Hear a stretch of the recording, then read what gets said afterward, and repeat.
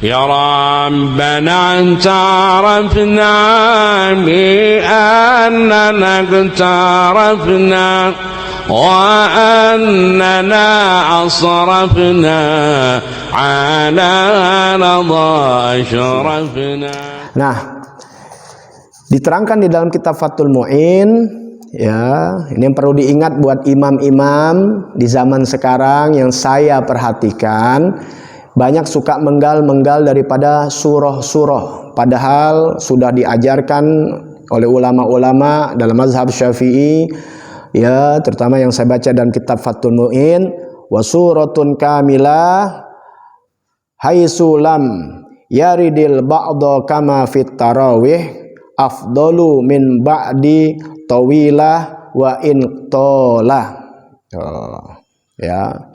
Jadi suratun kamilah membaca surah yang lengkap.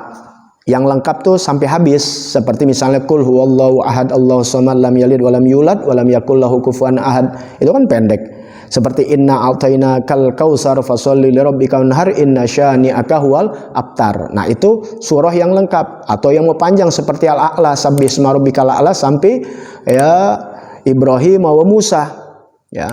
Nah, kemudian orang-orang sekarang lebih mengambil baca-bacaan yang dari Quran yang panjang cuma menggal ayat. Nah, di sini dijelaskan bahwasannya ya surah yang lengkap itu lebih baik, lebih utama daripada surah yang panjang tapi terpenggal.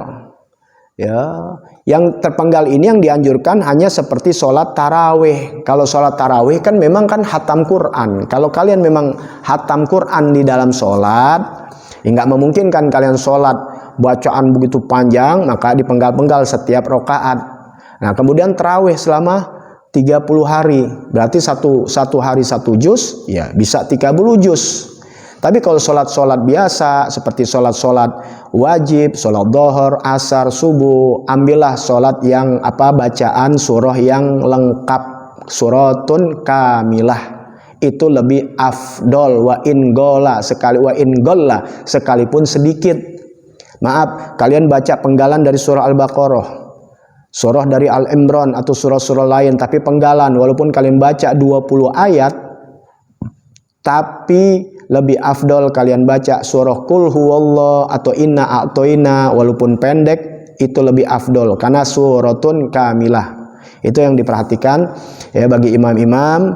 Ya, kita baca yang standar aja yang diajarkan oleh Imam Habib Abdullah bin Al-Haddad, bagaimana tata sholat beliau di dalam surah-surah, ya para ulama yang lain yang melihat Nabi Muhammad sallallahu alaihi wasallam, kecuali di dalam sholat tarawih, ya karena menyambung ya untuk bisa hatam Quran. Nah, di sini udah dianjurkan di dalam sholatul Jumu'ah. Ini biasa di sholat Jumat yang saya sering lihat. Sholat Jumu'ah, sholat Idul Adha dan Idul Fitri sudah dijelaskan. Kalau di sholat Jumu'ah, yaitu baca surah Jumu'ah dan surah Al-Munafikun. Di rakaat pertama Jumu'ah, di rakaat kedua Al-Munafikun.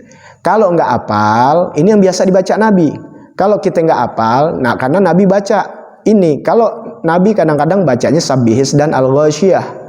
Nah, jadi kita ambil, kalau kita nggak mampu yang panjang seperti yang dibaca Nabi, kita ambil lagi yang pernah juga dibaca Nabi. Ini semua ada dalam hadis. Kita baca, yaitu Al-A'la dan Al-Ghasyiyah.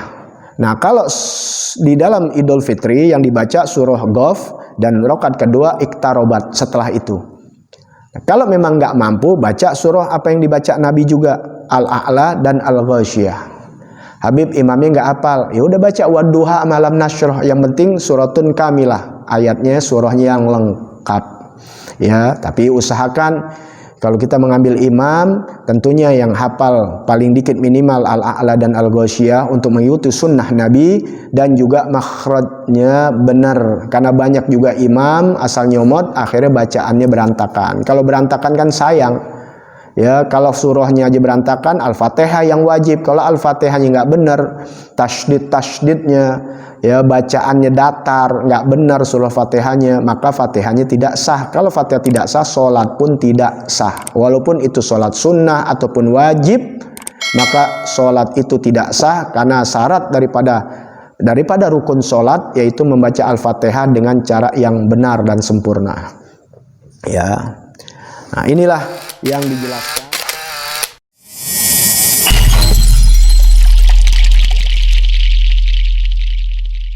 يا ربنا اعترفنا بأننا اقترفنا وأننا أصرفنا على رضا أشرفنا